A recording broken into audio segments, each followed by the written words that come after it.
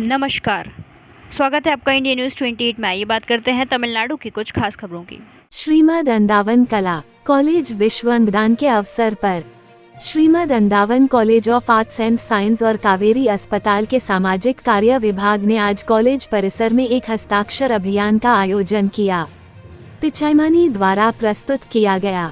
विशिष्ट अतिथि रही कावेरी हॉस्पिटल की नेफ्रोलॉजिस्ट डॉक्टर शक्ति सेल्वा कुमार ने अंगदान के महत्व और अंगदान कैसे किया जा सकता है के बारे में बताया और छात्रों के बीच जागरूकता पैदा की।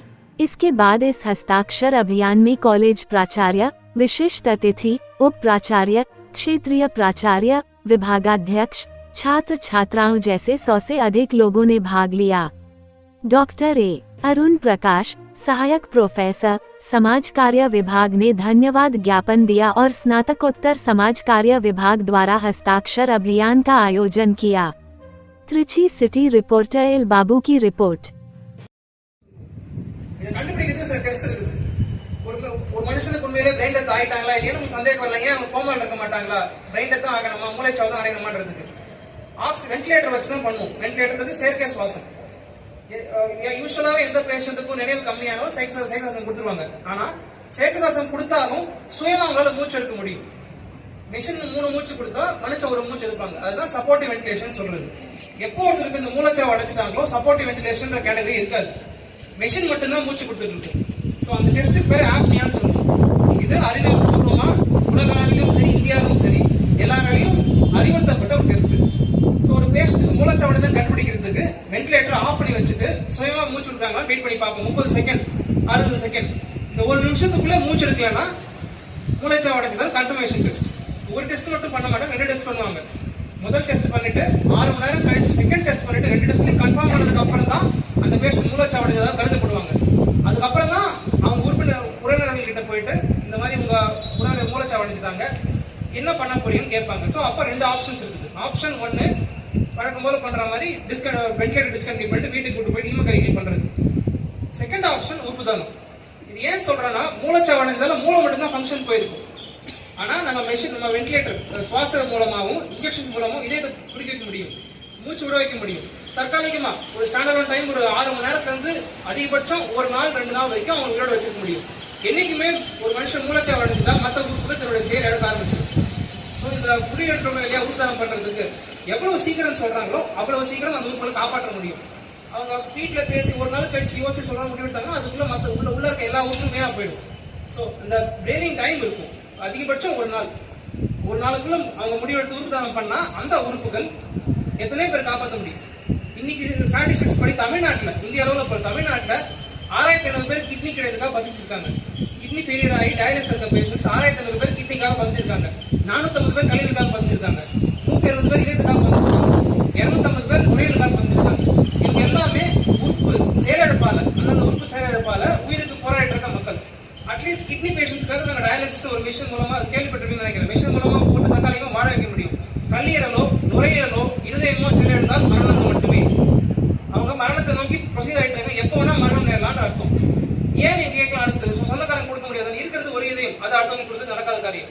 நுரையீரல ஒரு பாதி வெட்டி கொடுத்தாலும் கொடுத்தவங்க உயிரோடு இருக்கிறது நடக்காத காரியம், ரொம்ப கஷ்டம். ஸோ அதிகபட்சம் தர்றது கல்லீரலும் சிறுநீரகம் மட்டும்தான். 2 சிறுநீரகத்துல 1 தானம் தரலாம், கல்லீரல ஒரு பாதி தானம் தரலாம். ஆனாலும் ஒரு நார்மலா இருக்க ஒரு அவங்க சொந்தக்காரங்களை நீங்க தானம் கொடுங்கன்னு கேட்டு நம்ம தான் சர்ஜரி பண்றன்றது நம்ம மனசாட்சி படியும் சரி மருத்துவ ரீதியாகவும் சரி கொஞ்சம் டிஃபிகல்ட். பட் வேற ஆப்ஷன் இல்லாதான் அவங்க தராங்க. வேற ஆப்ஷன்ஸ் இருந்துச்சுன்னா தாராளமா இந்த வழியில பண்ண முடியும். இந்தியாவை கம்பேர் பண்ணும்போது மற்ற கண்ட்ரிஸ் எல்லாம் பாத்தீங்கன்னா அமெரிக்காலயோ யூகே எல்லாம் பாத்தீங்கன்னா இந்த கெடாவர் டிரான்ஸ்பிளான்ட், அதாவது மூளைச்சாவு அடைஞ்சவங்க தானம் தர்றது தான் ரொம்ப அதிகம். உயிரோட இருக்கிற தானம் தர்றது ரொம்ப ரொம்ப ரொம்ப கம்மி. யாருக்காவது ரொம்ப உயிருக்கு போராடிட்டு இருக்காங்க, அவங்க இறந்துருவாங்கன்ற கண்டிஷன் போற பேஷண்ட் மட்டும் தான் பண்ணிட்டு இருக்காங்க. நம்ம வந்து எக்ஸாக்ட் ஆப்போசிட். உயிரோட இருக்கிற தானம் தர்றது தான் அதிகம். கெடாவர் ஆக்சிடென்ட்ஸ் பண்றது ரொம்ப கம்மி. நான் சொன்னேன் இல்லைங்களா 6000 பேர் பதிச்சிருக்காங்க கிட்னிக்குன்னு. ஆனா 2023 மொத்தம் கொடுத்த டோனரோட எண்ணிக்கை மட்டும் 178 தான். ஆனா ஆக்சிடென்ட் ஆன பேஷண்ட்ஸோட எண்ணிக்கை 6500 பேர் மூளைச்சாவு அடைஞ்சவங்க. கிட்டத்தட்ட 10% கூட இல்லை. இதுக்கு காரணம் சில விஷயங்கள். மக்களுக்கு போதிய விவரம் தெரியாது. நிறைய பேர் என்ன நினைச்சுக்கிறாங்க, ஒன்று ஹாஸ்பிட்டலில் போனால் பேஷண்ட் ஆக்சிடென்ட் ஆகிருந்தாங்கன்னா எடுத்துருவாங்க, இந்த மாதிரி கொடுத்தாங்கன்னா அடுத்த பிறவியில் அவங்களுக்கு கை கால் எல்லாம் பிறப்பாங்க, உறுப்பு இல்லாமல் பிறப்பாங்க. இது எதுவுமே உண்மை கிடையாது. ஸோ எந்த மதமுமே உறுப்பு தானம் பண்ணக்கூடாதுன்னு சொல்ல. சிலர் அந்த மாதிரி நினைக்கலாம், இதுல போட்டிருக்கோம் குரானோ பைபிளோ இல்ல பகவத்கீதை எதுலையுமே உறுப்பு தானம் பண்ணக்கூடாதுன்ற விஷயமே சொல்ல. எல்லா மதங்களுமே வலியுறுத்தது அன்புதான். நம்மளால நம்ம சொந்தக்காரங்க ஒருத்தர் இறந்து போகும்போதோ இல்ல அவங்க இந்த அளவுக்கு மூளைச்சாவு அடைஞ்சிருக்க நிலைமையிலையோ இன்னொருத்தர் காப்பாற்ற முடியும்னா அதை செய்ய சொல்லிதான் எல்லா மதம் வலியுறுத்துது. இதுல எந்த தப்புமே கிடையாது.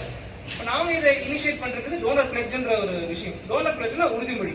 உதாரணத்துக்கு நீங்க எல்லாரும் கூட நான் சொல்றதை பார்த்தோ இல்ல மத்தவங்க மூலமா கேள்விப்பட்டோ உறுதிதானம் தர்றதுக்கு முன் வரலாம். ஆனா உங்களுக்கு சின்ன சின்ன தயக்கங்கள் இருக்கலாம். உங்க வீட்டுல எப்படி பேசுறது, ஒருவேளை உங்க யாருக்கோ ஒருத்தர் சமீபமா ஆக்சிடென்ட் ஏதாவது ஆயிடுச்சுன்னா இந்த மாதிரி படுறதுக்கு நீங்க யோசிக்கலாம் ஃபியூச்சர்ல. அதை பத்தி உங்க வீட்டுல பேசுறதுக்காக ஒரு கருவி தான் டோனர் பிளட்ஜிங். ஒரு பேம்பலெட் கொடுத்துருப்பாங்க, எல்லாருக்கும் இங்கிலீஷ்ல டைப் பண்ணியிருக்கோம். அதை ஃபுல்லா படிச்சு பாருங்க. அது ஒரு சின்ன கியூஆர் கோடு இருக்கும். அந்த கியூஆர் கோடை ஸ்கேன் பண்ணீங்கன்னா ஒரு வெப்சைட்டுக்கு கொண்டு போகும். வெப்சைட்ல நீங்க உங்களுடைய டீடைல்ஸ் வந்து பதிஞ்சு வச்சுக்கலாம். உங்களுக்கு டோனர் கார்டுன்னு ஒன்று இமெயிலையோ இல்லை உங்க வாட்ஸ்அப்லயோ வந்து சேரும். அந்த டோனர் கார்டுன்றது யாருக்காவது ஒரு விபரீதம் எதிர்காலத்தில் நடந்துச்சுன்னா, நடக்கக்கூடாது, நடந்துச்சுன்னா அந்த சமயத்துல உங்கள் உறுப்புகள் மற்றவங்களுக்கு பயன்படலாம் அப்படின்றதுக்கு நீங்க ஆசைப்படுறீங்கன்ற ஒரு கருவி, ஒரு ஊண்டுகோல். உங்க ஃபேமிலியே இதை பத்தி நீங்க பேசலாம். உங்க ஃபேமிலி இருக்கவங்களையும் பலம் முன்னேறலாம். எங்க ஆசைகள் எல்லாம் யாருக்கும் நடக்கூடாதுன்றது தான். பட் தவறி நடந்துச்சுன்னா, ஒரு வாய்ப்பு இருந்துச்சுன்னா நம்மளால மண்ணோ இல்ல தீயோ எரிச்சு தின்ற உறுப்புகளை மக்களை வாழ வைக்கிறதுக்கு பிரயோஜனப்படுத்தலாம். உங்க சொந்தக்காரங்களே யாராவது ஒருத்தர் இந்த மாதிரி ஆக்சிடென்ட் ஆயிருப்பாங்க. பட் உங்க சமயத்துல கொடுக்கறதுக்கு சின்ன சின்ன விஷயங்கள் இருக்கலாம். அந்த சமயத்துல நீங்க அவங்க கிட்ட இந்த விஷயங்கள்லாம் பத்தி பேசி அவங்களுக்கு புரிய வச்சு உறுப்பு தானத்தோட முக்கியத்துவத்தை சொல்லி அவங்களுக்கு கொடுக்க முன் வரணும். அதுதான் எங்களுடைய ஆன்லைன் இனிஷியேட்டிவை பிளான் பண்ணிருக்கோம். ஆகஸ்ட் 3 11 வரைக்கும் காவேரி மருத்துவமனைகள்ல டோனர் பூத் அமைக்க போறோம். கோஆர்டினேட்டர்ஸ் ஒருத்தவங்க உட்கார்ந்துட்டு இருப்பாங்க. யார் யாரெல்லாம் விசிட் பண்றாங்களோ அவங்க பதிஞ்சுக்கலாம். அப்படி வர முடியலன்னா கூட இந்த பேம்ப்ளெட்ல கியூஆர் கோட், அந்த கியூஆர் கோட ஸ்கேன் பண்ணி வெப்சைட்ல போய் ரெஜிஸ்ட்ரேஷன் பண்ற டீடைல் எல்லாமே கொடுத்துருக்கோம். அதில் பதிஞ்சுட்டீங்கன்னா உங்களுக்கு ஒரு டோனர் கார்டு வந்துடும். அதை வச்சுட்டு உங்க வீட்டில் நீங்க கார்டு எல்லாத்தையும் டிஸ்கஸ் பண்ணலாம், அவங்களுக்கு அறிவுறுத்தலாம். இந்த டோனர் கார்டு பேம்ப்ளெட்ஸை உங்களுக்கு தெரிஞ்சவங்க எல்லாத்தையும் நீங்க கொடுத்துட்டு